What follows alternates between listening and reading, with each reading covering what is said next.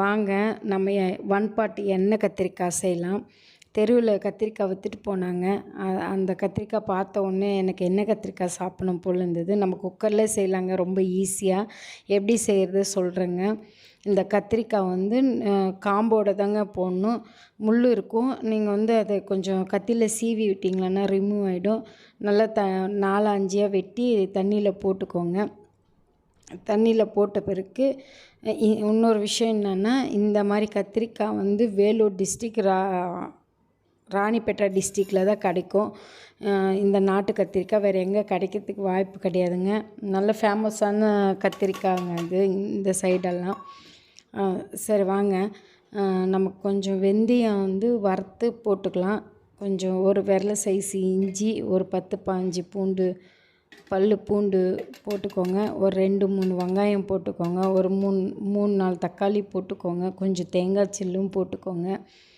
மிளகாத்தூள் உங்கள் காரத்துக்கு ஏற்ற மாதிரி மிளகாத்தூள் போட்டுக்கோங்க. மஞ்சத்தூள், உப்பு இதெல்லாம் போட்டு கொஞ்சம் நல்லா மையாகவே அரைச்சிடுங்க.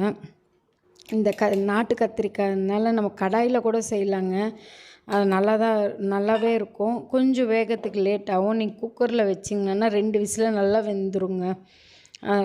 நீங்கள் வந்து மசாலா ஊறின பிறகு குக்கர் வைங்க.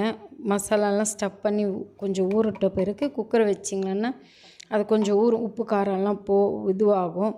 குக்கரில் வந்து நல்ல கடலை எண்ணெய் ஊற்றுங்க. எந்த எண்ணெய்னா ஊற்றுங்க, ஆனால் கடலை எண்ணெய் ஊற்றும்போது டேஸ்ட்டு சூப்பராக இருக்கும். இதுக்கு நல்லெண்ணெய் தான் ஊற்றணும் இல்லைங்க, கடலை எண்ணெய் கூட செம்ம டேஸ்ட்டாக இருக்கும்.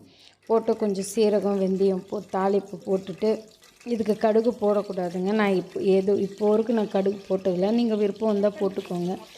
நல்லா எண்ணெயில் இந்த மசாலா ஊற வச்ச கத்திரிக்காய் எடுத்து எண்ணெயில் போட்டு கொஞ்சம் நல்லா வதக்கி விட்டுக்கிட்டே இருங்க. நல்லா அப்படி சுருளும், நம்ம பார்க்கும்போதே தெரியும் சுருளும்.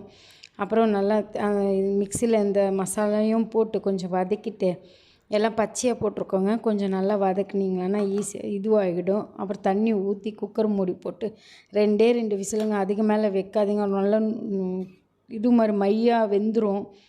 கரெக்டாக இருக்கும் 2 விசிலு போட்டு கொஞ்சம் கொதிக்க வைங்க. கொஞ்சம் திக்காகட்டும். கொதித்த உடனே கொத்தமல்லி, கருவேப்பிலை அலசி போட்டுக்கோங்க. போட்ட உடனே கத்திரிக்காய் பாருங்கள், அப்படியே சும்மா சூப்பராக இருக்குது பாருங்கள். அப்படியே டேஸ்ட்டாக வீடியோக்கே எனக்கு நாக்கு ஊறுதுங்க. நீங்கள் இந்த மாதிரி செஞ்சு சாப்பிடுங்க, சூப்பராக இருக்கும். அன்றைக்கி ஒரு ஆம்லேட்டு, கொஞ்சம் அப்பளம், எண்ணெய் கத்திரிக்காயோட லஞ்சு முடிச்சிட்டேங்க. ஹெல்த்தியாக சாப்பிடுங்க, ஆரோக்கியமாக இருங்க.